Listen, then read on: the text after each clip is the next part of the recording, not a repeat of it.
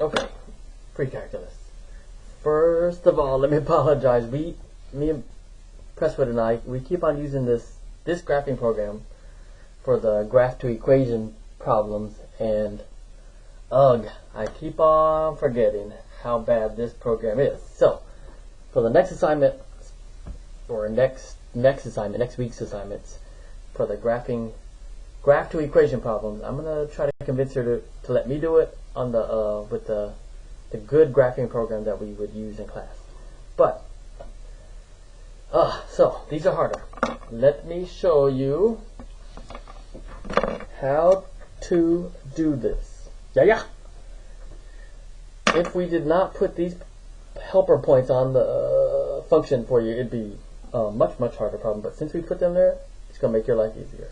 So, the key, in my opinion, is step 1. Find the asymptotes. Critical asymptotes. Don't guess where they are. We're going to do some math. Here we go. Here's how you do it. This is clearly the middle of the road. That's the top of the road. That's the bottom of the road. So sinusoidal axis is 5. Amplitude is 3. That should be easy. Y equals 5 plus 3 tangent. Yeah. The rest of this is hard. How to figure out the frequency? Hard. Figuring out the phase displacement? Hard. I will say this. It is a tangent problem. And because tangent equals sine over cosine, we need a cosine phase displacement. We have to use a cosine point. But, shoot, here we go. Find the asymptotes. This is how you do it. Take this point, 50. Take this point, 20. Find the average. 50 plus 20 is 70. 70 cut in half is 35. So one of the vertical asymptotes occurs right there at 35. And now I draw it. I didn't guess. I use actual math to find it. Same thing here. Is there another way to find that? Yes, of course there is.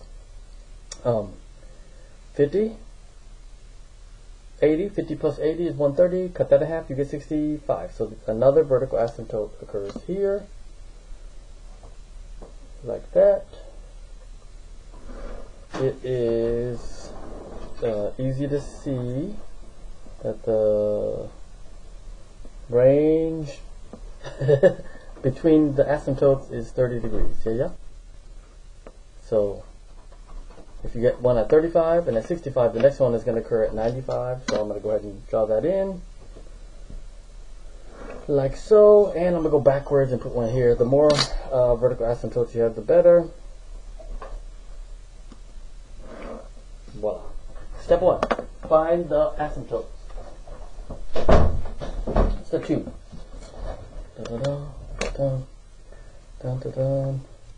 Step 2. Step 2. Got it. Had to think about it for a second. So, here's the sinusoidal axis. You can draw it on your paper if you want to. But imagine where the sinusoidal axis and the vertical asymptotes intersect. Highlight those points. Here, here, here, here. And then the next point, or the next part, so that was step 2. Pink. There we go. Pink is step 2. Step 3. I'm going to do it in green.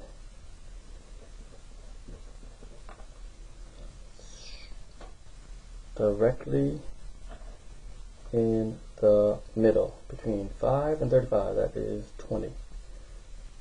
Right there. Between those two, 35 plus 65 is 100, so at 50. Oops, bottom of the road is here.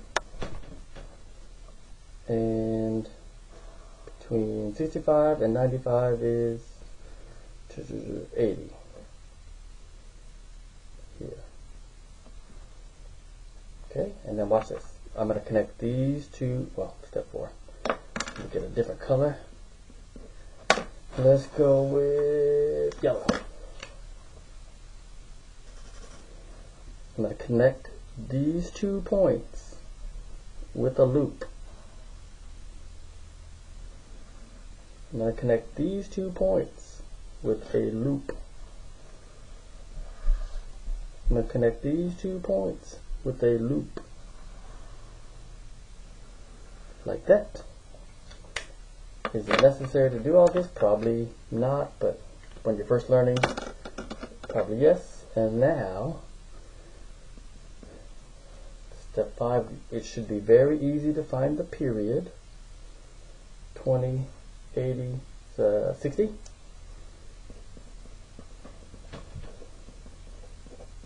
And therefore, step 6, frequency is 360 divided by the period.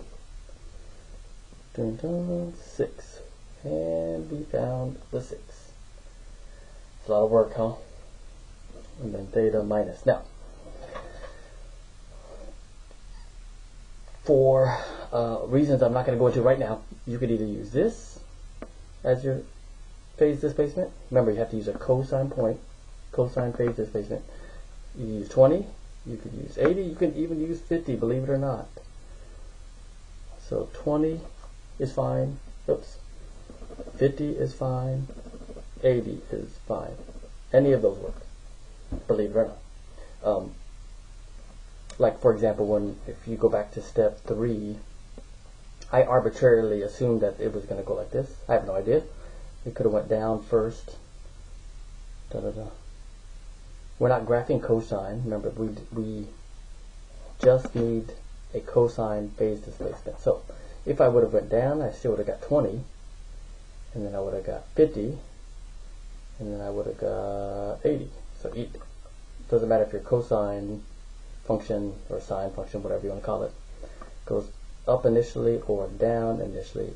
The only purpose is to help you figure out the phase displacement to use. And like I said, I need to show you guys how to download the graphing program so you can actually check answers. Unless you have a graphing calculator. If you have a graphing calculator, then you can check to make sure that this in fact is correct. You would use whatever window it shows.